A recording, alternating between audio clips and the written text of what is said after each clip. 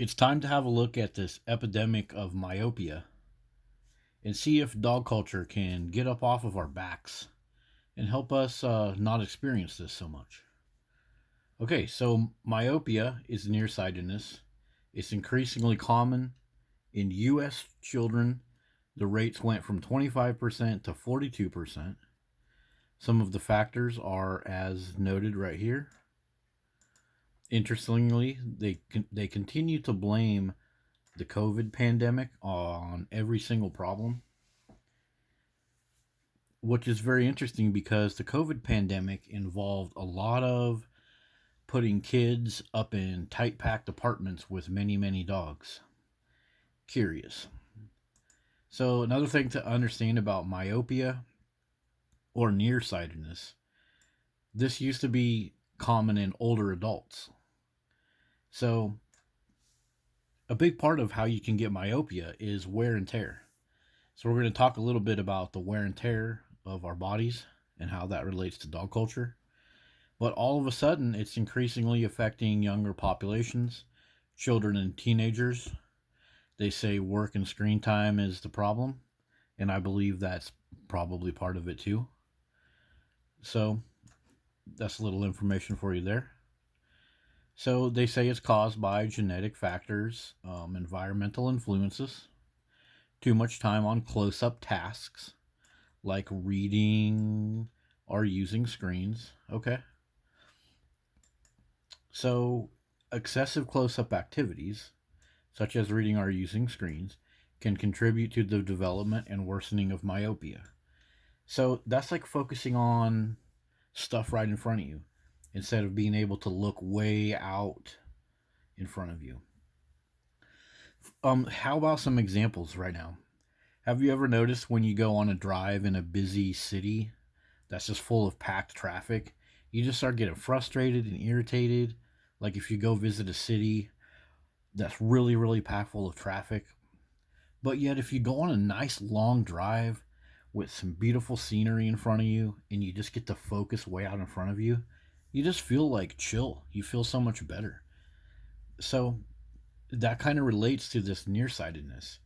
There's a lot of stress going on when there's stuff right in front of you and you have to constantly focus. It's focusing issues. That's firing off all of your little muscles that move your eyeball around, up, down, left, right, focus, focus, focus, tilt your neck. And so that's kind of an example. And this is especially in children. More and more, we're finding this problem in children. So, so since we're talking a lot about focus, we're going to talk about this more later. But the common conception and tenet and thesis of this dog ownership is that we need to teach children to focus on dogs.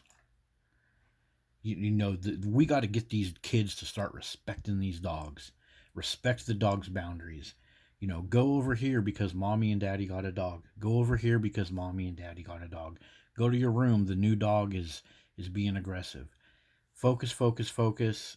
You got to be looking at the dog's body language. You got to be respecting the dog's boundaries.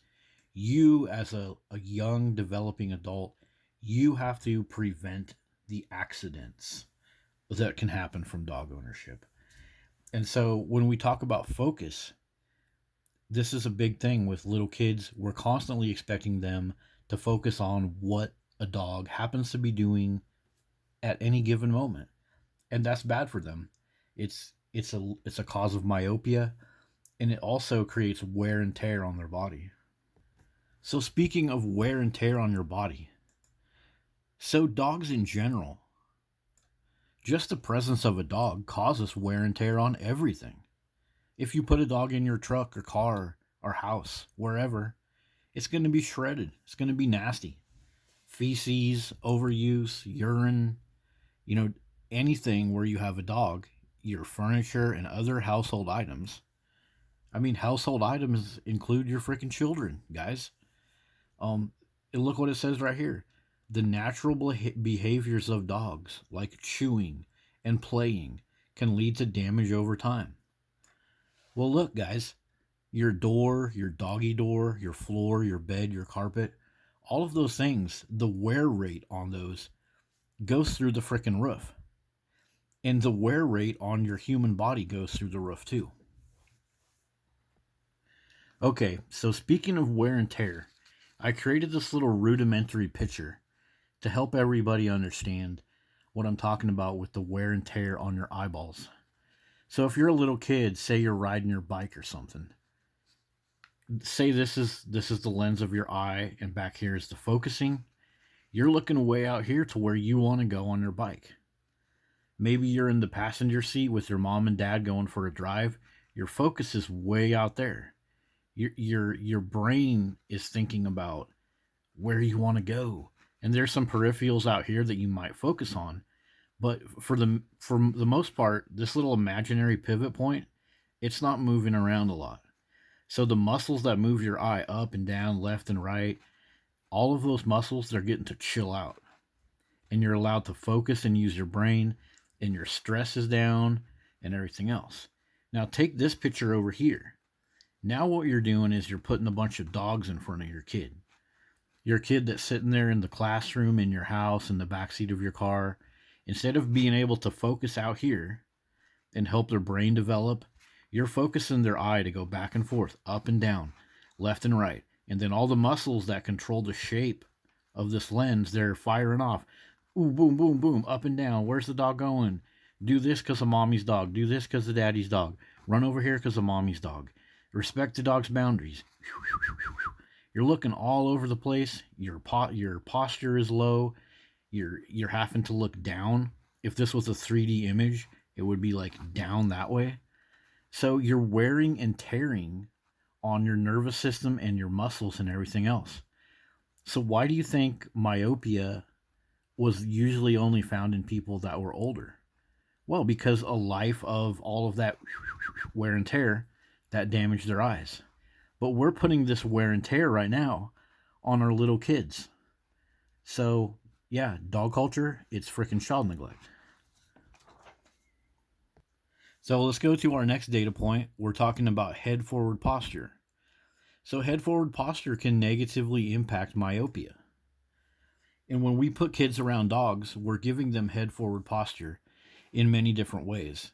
Making them walk the dog, making them pick up dog feces, putting them in classrooms with these quote unquote therapy dogs where they have to sit on the floor and they can't, instead of looking at the book, they're looking at a dog. So yes, head forward posture can negatively impact myopia. It causes eye strain. It makes it harder for your eyes to focus properly.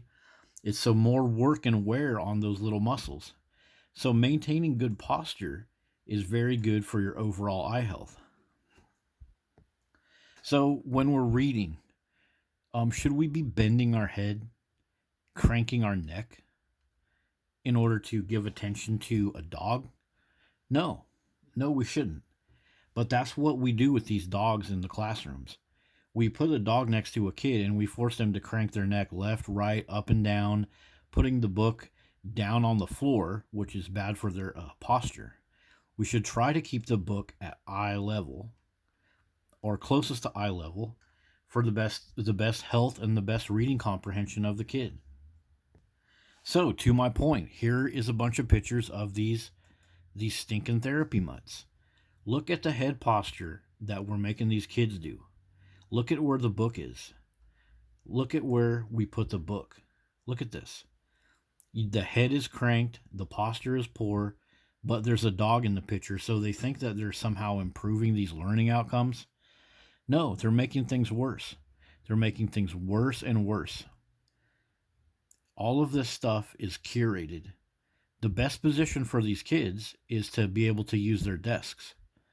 If you look at many of these pictures, like this one right here, um, they have desks in the background, but instead of letting the kids use their desks, they're putting them on the floor with head forward posture, focusing close up on this reactive dog.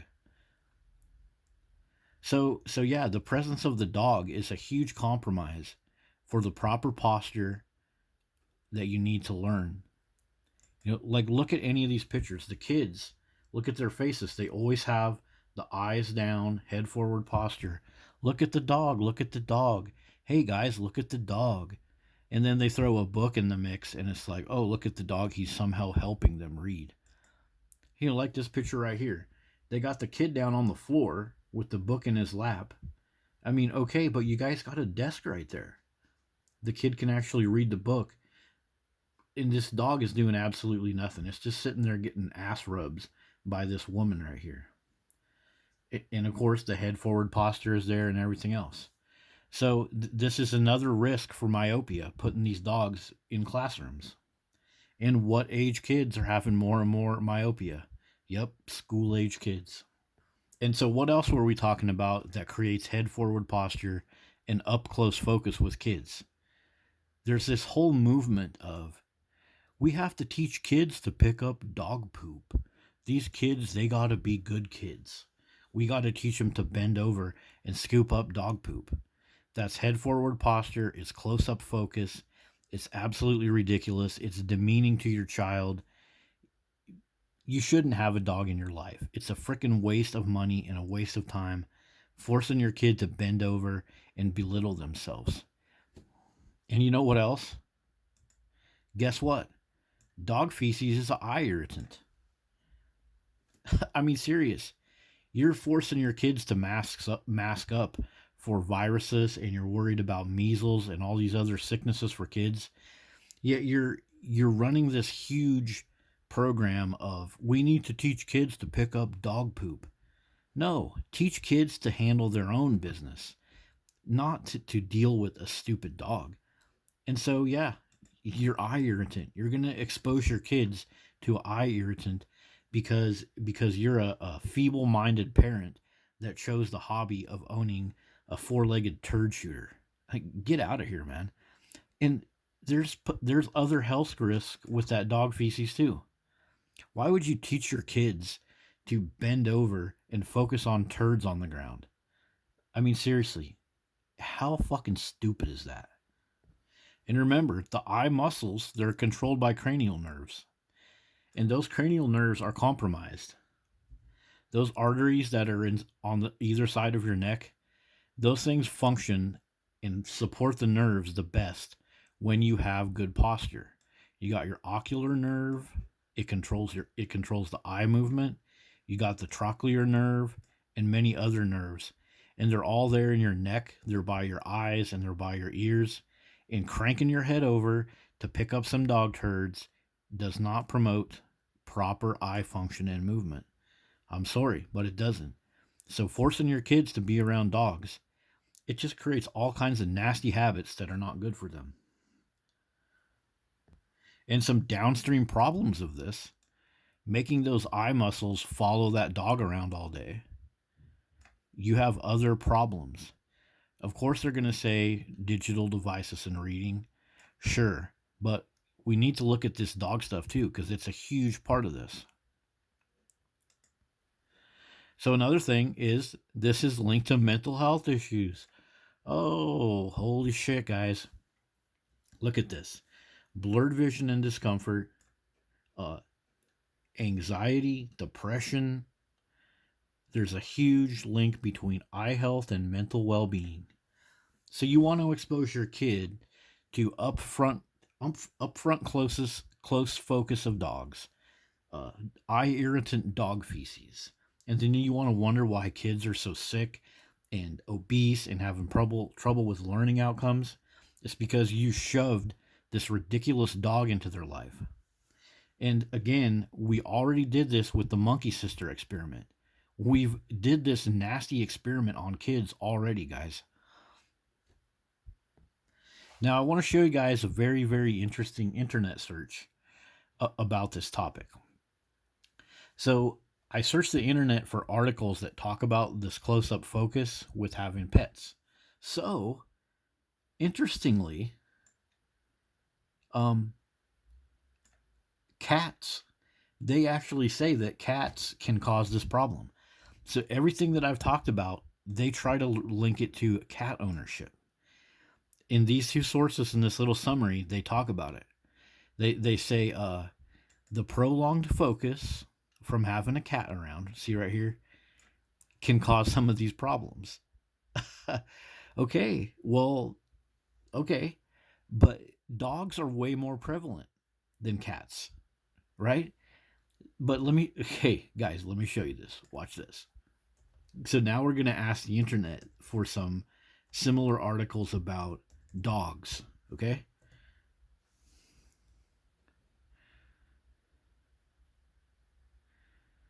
So look, it will tell you that no, guys, this is how deep into the dog worship our freaking society is.